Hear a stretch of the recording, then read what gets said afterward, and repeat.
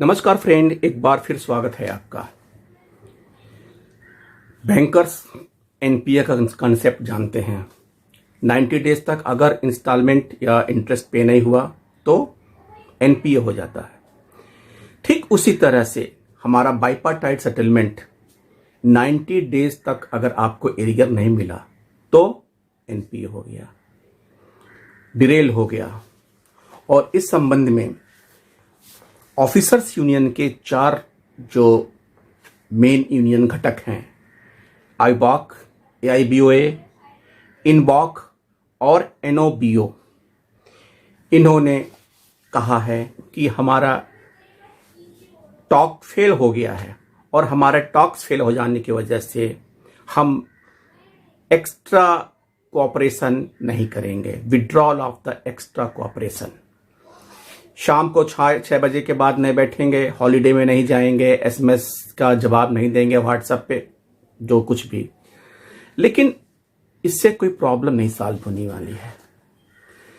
जो नेतागण ईओवीयू के मिलके 22 जुलाई को एग्रीमेंट किए थे, 90 डेज का एमओयू साइन किए थे। अब बेफी जिन्होंने साइन नहीं किया, उन्होंने 20 20 अक्टूबर को प्रोटेस्ट डे मनाने के लिए कहा। उस प्रोटेस्ट डे के एंटी प्राइवेटाइजेशन, बैंकर्स को साथ इनजस्टिस ना हो और वर्क टू रूल हो, बैंकिंग के जो रेगुलेशन एक्ट चेंज किया उसको वापस किया जाए। कई मुद्दे कारणों से लेकर उन्होंने प्रोटेस्ट डे किया है। और एआईबीए जो वर्कमैन की सबसे बड़ी यूनियन है, उन्होंने ये कहा है 22 अक्टूबर को 3 बजे उन्होंने अपने सेंट्रल कमेटी की मीटिंग बुलाई है। इस बात पे आप ध्यान दीजिएगा कि 22 अक्टूबर को शाम 3 बजे, यानी कि 22 अक्टूबर को जो वी बैंकर द्वारा कोर्ट केस हाई कोर्ट में लगा है, जो 22 तारीख को हियरिंग के बाद जो कुछ भी होना होगा वो 3 बजे के पहले हो जाएगा और फिर वो सेंट्रल कमेटी की अपनी मीटिंग 3 बजे के बाद करेंगे। ऐसा लगता है कि जो भी कोई स्ट्रेटजी बनानी होगी वो कोर्ट के रुख के बाद ही बनाएंगे। एक बात और ध्यान रखिए इसमें कि इसे किसी यूनियन ने 26 नवंबर को स्ट्राइक की डेट दी है। अब फिर वही 3 वर्ष 1 नवंबर 2017 को जो बाइपार्टाइट ड्यू था वो 20 अक्टूबर 2020 तक और अगले 10, 15, 20 दिन, महीने भर का कोई पता नहीं है। उन 3 वर्ष बीत जाने के बाद अगर आप स्ट्राइक की कॉल करते हैं तो फिर यूनियन का मतलब क्या है? मैंने कहीं पढ़ा एचआरएमएस में, एचआरडीए में कि ट्रेड यूनियंस वो संस्था होती है जो अपने वर्कर्स को अपने एम्प्लॉइज के फेवर के लिए उन्हें प्रोटेक्ट करती है, उनके बेनिफिट के लिए कलेक्टिव पावर एम्पावर करती है ताकि उन्हें अच्छा से अच्छा बेनिफिट हो सके। लेकिन यहाँ ईओबीयू का रोल क्या है ये समझ में नहीं आता। कारण कि आप कहते हो कि हिस्टोरिक एग्रीमेंट होने वाला है, हिस्टोरिक एमओयू साइन हुआ है। कहाँ का historic? No pension updation, no 5 day week, no good hike, pay slip पे 2.5% की हाइक। फिर कहाँ का हिस्टोरिक डेवलपमेंट, हिस्टोरिक एग्रीमेंट?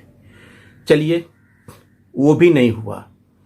हमारे जो बैंकर्स साथी इंतजार कर रहे थे नवरात्र, दशहरा, दीपावली, अभी इंट्रोगेटिव मार्क, क्या होना है? Nothing to do.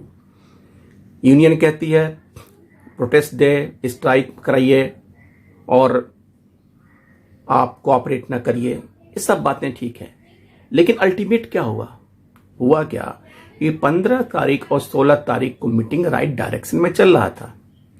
अचानक 18 तारीख को साइनिंग सेरेमनी होनी थी और उसके लिए इनविटेशन अपने यूनिट्स के लोगों को भेजा गया और अंत में 17 तारीख को एब्रप्टली आईबा सेज कि हम कंक्लूड नहीं कर सकते और हम ज्वाइंट नोट पे साइन नहीं करेंगे। कैसा यूएफबीयू का डीलिंग था कि लास्ट मोमेंट पे आके आईबा मना कर देती है, उन्हें कुछ भी पता नहीं, द अननोन रीजंस। ओके, लेकिन जब तक ये होने वाला था यूनियन ने लेवी का डिमांड पहले कर दिया। Why levy? एक बात समझ में नहीं आता है कि जो ड्यू बेनिफिट या प्रॉफिट हमें मिलना है, रेगुलर कोर्स में मिलना है, उसके लिए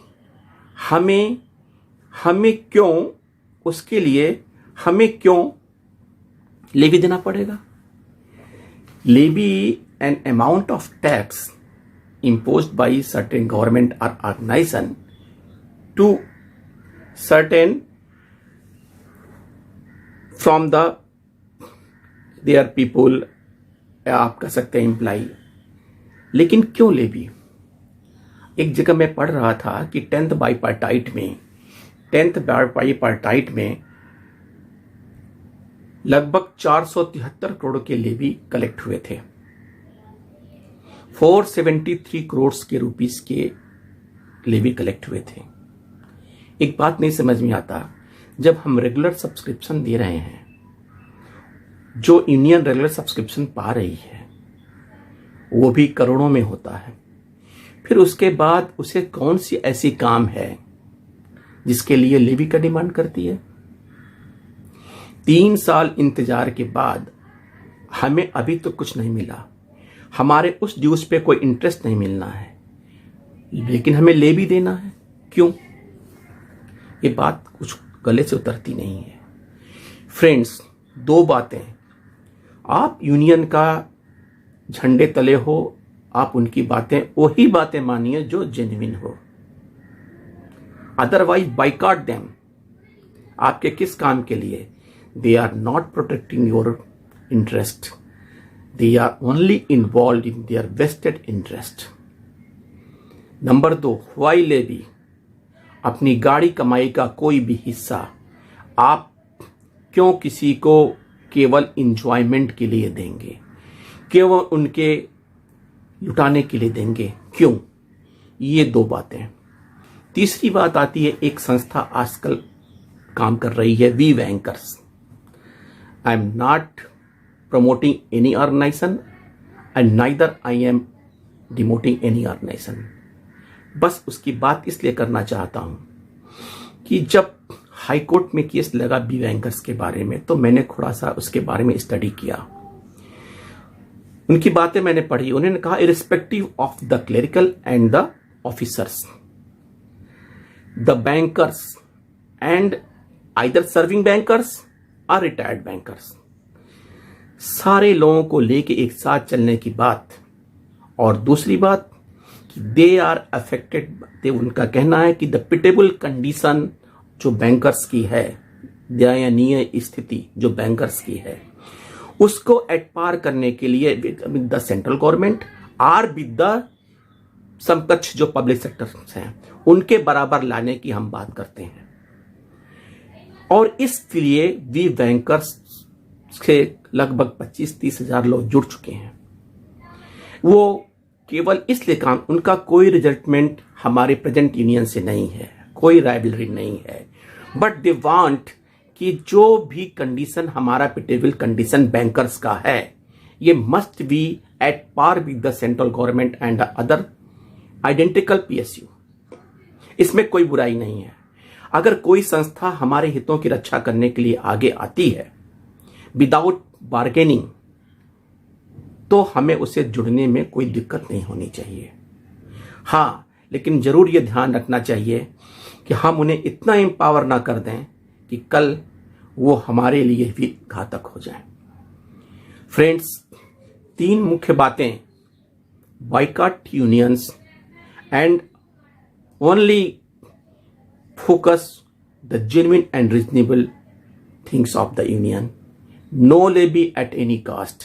This is your hardcore earnings, how you can pay to others in the lieu of only entertainment.